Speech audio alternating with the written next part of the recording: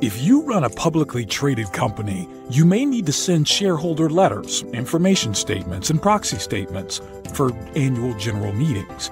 There are multiple ways to communicate this critical information to your shareholders, and one required option, at least for AGMs, is to use Notice and Access.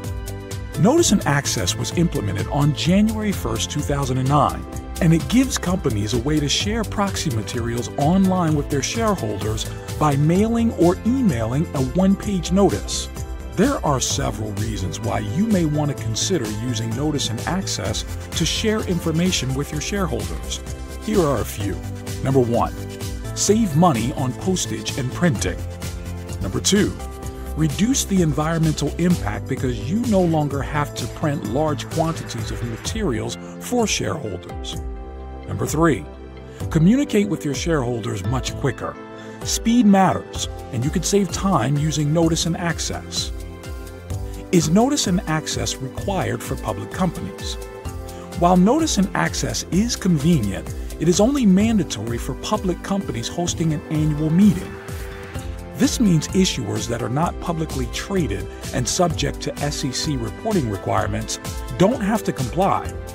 These companies and other private companies may choose to mail using Notice and Access for savings and convenience, but it is not required. If I am required to use Notice and Access, can I still mail full sets? Yes. You can choose to mail out full sets of the proxy statement and annual report with a proxy voting card. However, you will still be required to host materials online and allow shareholders to request paper materials. You will also need to meet the web hosting requirements. You might want to send a one-page notice via email or mail to some shareholders and full sets to the remaining. Colonial Stock Transfer can help track and save all of those options for you and your shareholders for future meetings. That way, you can make it easy for your shareholders while avoiding unnecessary expenses and compliance hiccups. When do we have to mail materials out?